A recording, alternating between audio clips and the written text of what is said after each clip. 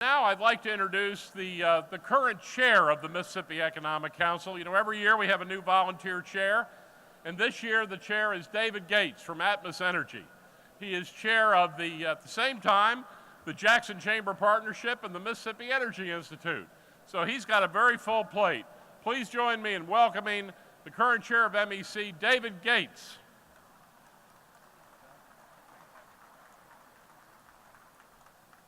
Thank you, Blake. Well, it's great to be here today and great to officially welcome you to this event. Hobnob is one of our favorite events of the year. It's one of our 3 primary events. And I really appreciate the MEC team. We've got the festive colors here today. We've got the band. We've got entertainment. We've got lunch coming. And I'm really excited that you're here to relax and enjoy and think ahead. And again, as the Secretary of State said, encourage you to be thinking and considering and be ready to vote next Tuesday. Now, I want to particularly point out my Atmos Energy team. A bunch of them are right here. Really appreciate their support. And a bunch of them are actually volunteering in the back, so really appreciate their support all the time. Now, this again, Hobnob is one of our 3 major events of the year, and it's one of the favorites among our members. And we really appreciate, again, your attendance and your participation in making this such the huge success that it is. And our events are just one small element of what MEC brings to the table. Our road show this coming year is where we're going to take the MEC program of work on the road to the local communities. We're going to visit 20 communities across the state, and that'll be coming up in November, or in December, January, and February of this year. And that's thanks to the generous support of Blue Cross and Blue Shield of Mississippi. I saw Doug here earlier today. And they're going to allow us to focus on a lot of the issues and also get feedback from our membership in your local community about our plan of work. Now, one of the important areas of work that we're doing right now, even had a big meeting yesterday, is the Transportation Task Force, chaired by our own Joe Sanderson, who's done a great job with a great team of volunteers from business and association. We have researchers that are helping us from the University of Southern Mississippi, from Mississippi State University, from the John C. Stennis Institute of Government, and the private consultant. So we have a great team of people that's been working hard for over a year to put together a real plan for infrastructure. So Joe, thank you for your leadership. Really appreciate that, and for the team. Now, this plan, which goes along with our theme this year of building bridges to tomorrow, is a comprehensive action plan which will be released in time for the legislative session that focuses aggressively on our transportation infrastructure needs for the state.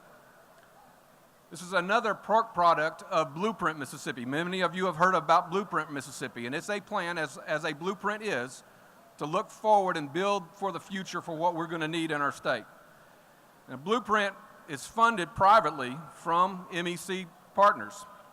MEC's raised over $4 million in a campaign that was chaired by Dan Rollins of Bancorp South, with capable help from Vice Chairs Jerry Host of Trustmark, Robin McGraw of Renaissance Bank, and John Hairston of Hancock Bank. Now, that $4 million is combined with $6 million from the MEC operations for a commitment of over $10 million to really help us move forward in so many ways. Four key areas that we focus on: economic competitiveness, education and workforce, resources and infrastructure, and technology advancement. So those are our areas that we're really focused on, and it's the leadership of this folks, that everybody that volunteers their time, and the MEC great leadership team that helps provide this to our over 11,000 members and over 1,100 member companies. Today is my opportunity to do some special recognition. For almost 27 years to the day after our official start date, we have an opportunity to recognize one of our key MEC staffers, Edith Gragenhagen.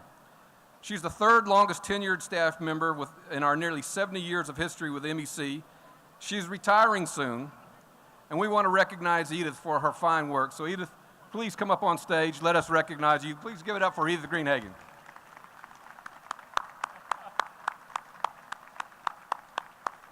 Blake, would you make some remarks, please?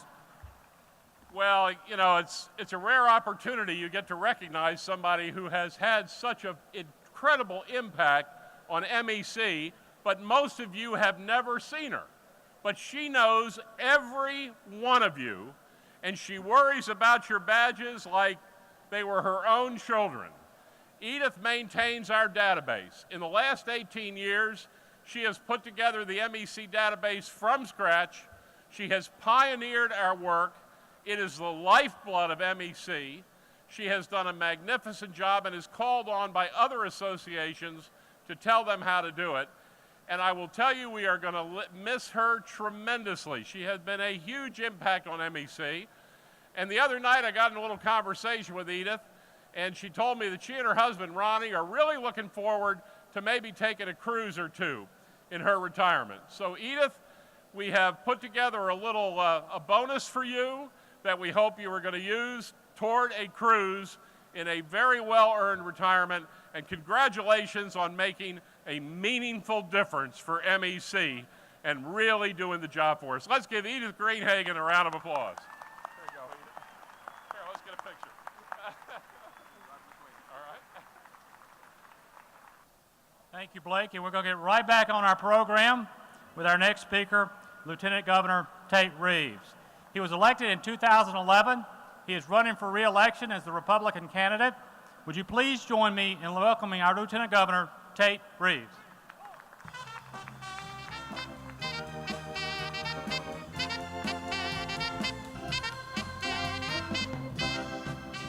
Thank y'all. Thank you very much. It's great for me to have the opportunity to be here with you today in this great crowd just 5 days before Election Day. Not that I'm keeping count or anything. As I've traveled around the state over the last 4 years, I've heard repeatedly from my constituents that our number one priority must be job creation, bringing better and higher paying jobs to our state. I will tell you that we have a political philosophy. It's a philosophy shared by the governor and the Speaker of the House, and that political philosophy goes something like this. Government does not create jobs. Government's role is to create an environment which encourages those of you in the private sector to invest capital and create jobs. And so every single bill that's come before my desk in the last 4 years, and there's been over 12,000 bills filed in the Mississippi legislature in the last 4 years, every single one of them, that's the question I ask. If we pass this legislation, is it going to help us create that environment which encourages private sector job growth? If the answer to that question is yes, well, we do everything we can to make that bill become the law of the land in our state. When we think about creating that environment, it really consists of three things, three primary components. Number one, if we're going to see long-term economic prosperity, we must have a fiscally responsible government. That's why I'm proud to tell you that even though we inherited a budget that spent $460 million in one-time money on recurring expenses, that today Mississippi has a truly balanced budget that only spends recurring revenue for recurring expenditures. Today, Mississippi has a rainy day fund that is filled to its statutory maximum of 7.5% of our annual operating budget. Today, Mississippi, or more correctly, you, the taxpayers, have less debt on the books today than you had 4 years ago. So I'm happy to tell you that today, Mississippi is in better fiscal shape than it's been in years and years and years, and that is because of good, strong conservative leadership in your state capital. The second component to creating that environment which encourages private sector job growth is we must have a tax code that is fair, one that is simple, and one that encourages economic development, not one that discourages it. And that's why your legislature in the last 4 years has done everything we could to encourage capital investment in our state. Everything from lowering the unemployment tax on employers across our state to eliminating the inventory tax, which once fully implemented will be a $150 million tax cut for small businesses across our state. That's $150 million that can either be reinvested in plant and equipment, it can be invested in your employees, or it can be utilized to hire new employees, all three of which are good for long-term economic growth in our state. The third thing that we must do if we're going to see long-term economic prosperity is we must improve the educational attainment level of our citizens. That's why over the last 4 years under our leadership, we've invested in our priority of public education. In the last 4 years, we've increased funding for public ed every single year. This year, we'll spend $400 million more on public education that was spent 4 years ago when the other guys were in charge. This year, we'll spend $285 million more on K-12 education. We'll spend over $120 million more on higher education. This year, we'll spend more money on K-12 than's ever been spent in the history of our state. This year, we'll spend more money on our community colleges than has ever been spent in the history of our state. This year, we'll spend more on our institutions of higher learning than has ever been spent in the history of our state. You see, under Republican leadership, we have made investing in public education a priority. But we also believe that you cannot just simply spend more money and guarantee different results. That's why we've not only invested in public education, we have reformed our public educational system. Because we believe that we need to get more money in the classroom and less money in district offices. We need more money in instruction and less money in administration. That's why we've done things like school district consolidation. That's why we've passed legislation like the third grade gate, ensuring that every kid that goes on to the fourth grade can read at a basic level, which gives those kids a better opportunity for success when they're in the fourth and fifth grade, which leads to the fact that they're more likely to not drop out when they're in the seventh, eighth, and ninth grade. That's why we've worked to improve school choice in our state. All of our reforms have had one simple theme. It's really, really simple. You see, we believe it should not matter what a kid's zip code is, nor should it matter what their mom and dad do, or in too many instances don't do for a living. Every kid in our state deserves an opportunity for success. And that's why, as we move into Election Day on Tuesday, it's so vitally important that the people in this room today fully understand and fully appreciate the consequences of changing our state's constitution. You see, when you're in business, numbers matter.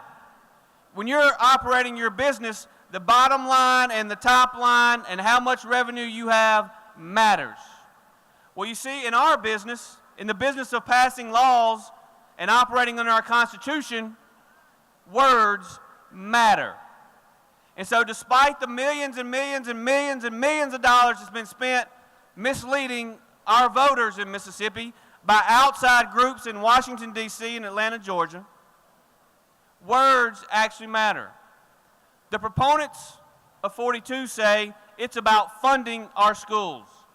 I urge you to go look at the changes they want to make in Section 201 of our Constitution and see if the word funding is anywhere to be found. It's not. They say it's about fully funding MAEP. So I ask you to go and look at the proposed changes to Section 201 of our Constitution and show me where it says the words MAEP. It does not.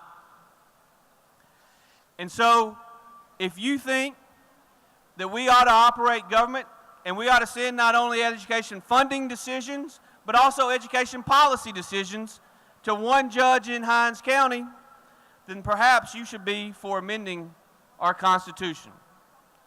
But if you believe that our representative government, if you believe that you, the taxpayers, if you believe that you, the voters, ought to have a say, if you believe that parents and grandparents ought to have a say in their child's education, then you have no choice but to vote against this initiative. I'm very passionate about this issue, as are very many others, because we've worked so hard in the last 4 years to pass good, strong legislation, to get more money in the classroom. And as we saw with the press conference yesterday by the Mississippi Department of Education, our efforts are working.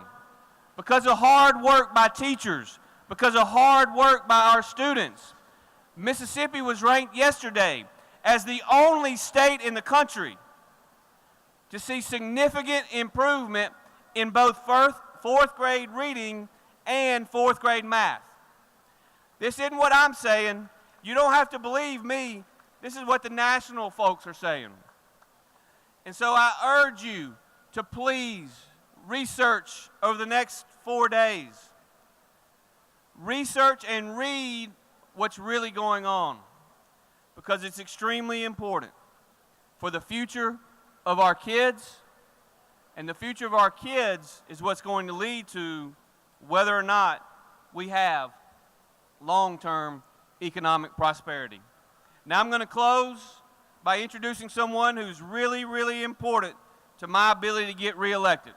Ely, will you please stand up?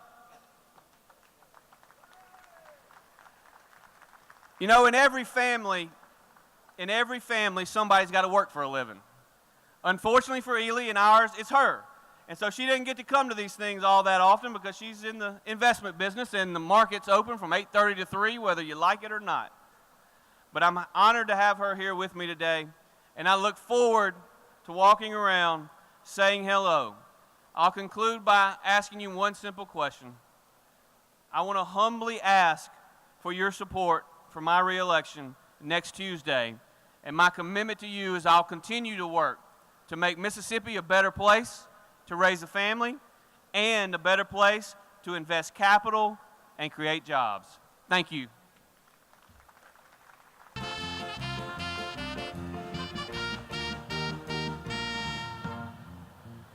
Good morning. Good morning to the band. Great to be here with y'all. I just came in on one wheel. I just barely made it here in the nick of time, and I drove from down at Natchez. It's a beautiful town and a beautiful drive on the Natchez Trace, unless you encounter some bikers in construction. I sat there like 15 minutes, you know, on the Natchez Trace, and then finally coming by, there's two bicyclers out around this paving crew. It took literally 15 minutes. They had a bigger girth than I did. It was two Brits, and it took them plenty of time to get around, so I barely made it, and I'm glad to be here. I want to thank the MEC for all that it does for the state of Mississippi. In particular, in one instance, I'm proud to announce that the Houston, Mississippi High School Solar Car team, which my son is a member of, MEC gave $5,000 to send them over to Australia to race in the World Championship Solar Car Racing Team.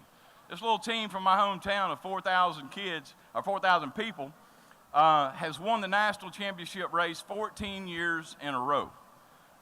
Fred Smith with FedEx flew them over to Sydney, and then they hauled it up to the northern tip of Australia and raced from Darwin to Adelaide. They just completed the race. They were first among high schoolers in the number of miles that they traveled. They spent 6 nights camping on the ground in the outback, wherever they finished, and they just landed in LA. They're coming back, and I'm going to Memphis to pick them up tonight.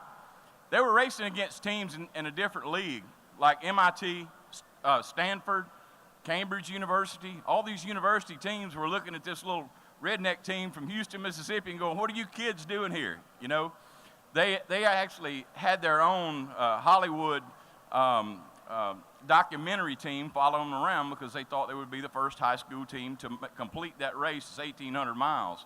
Well, come to find out, they beat the MIT team. They beat the Stanford team in the race. Now, there's some questions about whether they flipped from first to third, but we know they finished more miles, so we don't really know the answers. The communications were not as good as we anticipated, even with all the technology that we have today. I want to talk to you a little bit about some of the things that I've done as Attorney General. You know, I was served as a law clerk at the Mississippi Supreme Court. I was an assistant attorney general 5 years. I was in that office. I saw it from the bottom up. And then I served 8 years as district attorney in Oxford and the 7 counties around Oxford up there. For the past 12 years, I've had the honor of representing you as Attorney General in the state of Mississippi. And some of the issues that I worked on that affect business are issues such as dealing with technology. I got involved in the technology arena because I know where the gaps are for district attorneys. They're the frontline prosecutors out there for us. But the gaps I started noticing, having a young daughter, and well, two actually, and my son, worried about the technology and the texting and the sexting and the cyberbullying and all those issues, and we got involved in the technology arena. And that's led us along a long trail of 12 years. We've been sort of at the fore of issues of technology in the state of Mississippi.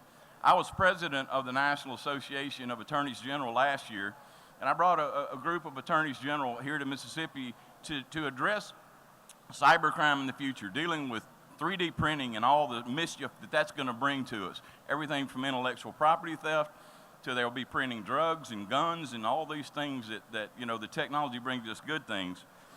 One area that we've now begun to move into, we've trained local law enforcement to deal with, you know, all the technology issues like child exploitation, child pornography, all those issues that it brings with it. But another area one area that we've kind of moved into is dealing with data breach. And data breach is an issue that many of you in business are very much concerned with. Many of you in the larger corporations have technology people who are protecting your businesses. But a lot of you that deal with small businesses don't necessarily have that IT staff to really protect your systems. And if you have people's personal information, then you're at risk of being hacked, because what's happening is the hackers are moving away from targeting the large corporations to targeting the smaller businesses and smaller governmental entities and doctors' offices that have personal information available. So what we've done is I've worked with about 20 other attorneys general throughout the nation, and we put together a manual. And this manual is to be distributed to governmental entities, to be small businesses, about how you protect your systems from a data breach.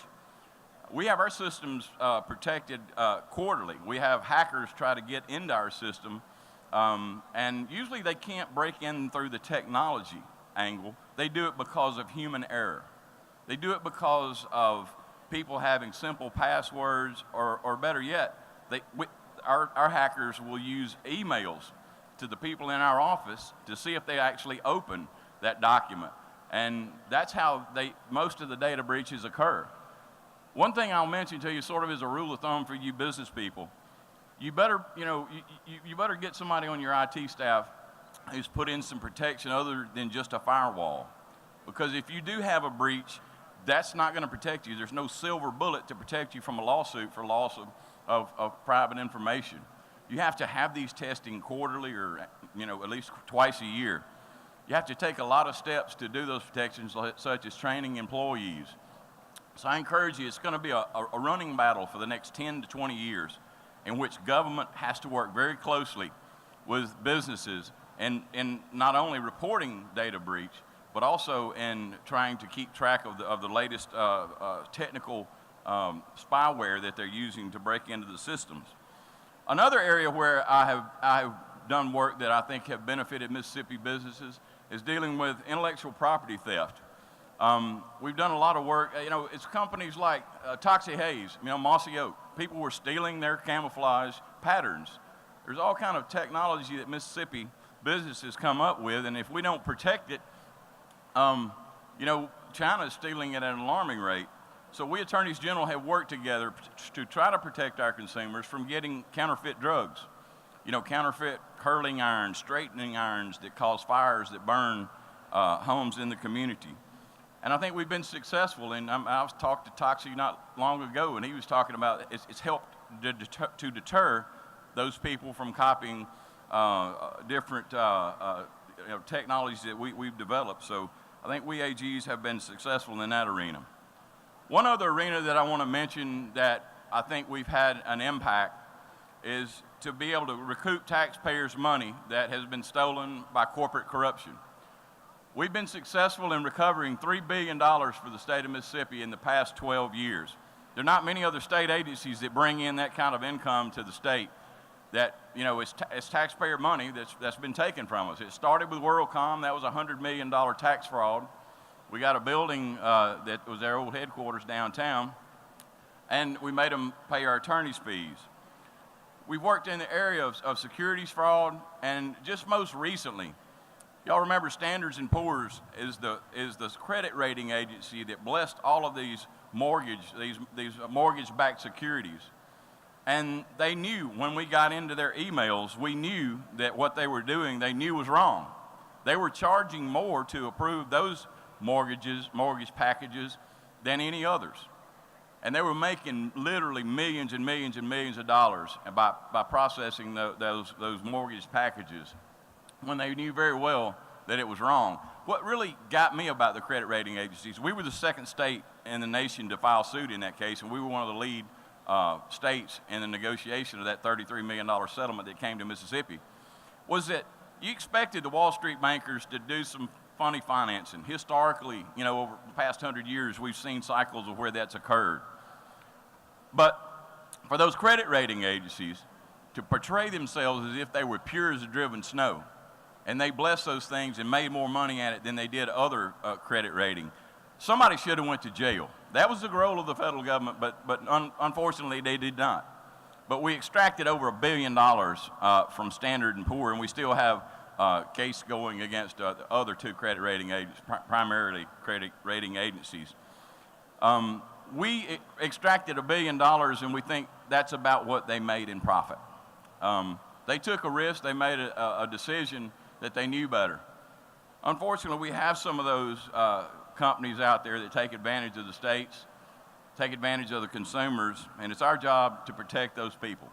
You've given me the opportunity as Attorney General to fight for those who can't fight for themselves. And I don't know of any job I'll ever have where I'm able to fight for the working people and people in the state of Mississippi. And as a result of fighting for them, it's helped Mississippi businesses. I hope you will recognize that. We have an election coming up next Tuesday. Even if you tend to vote Republican, I hope you'll switch over on the ticket and vote for Jim Hood for Attorney General. I've loved being your Attorney General for 3 terms, and I hope that I will get a 4th. God bless you, and it's great to be with you. Thank you.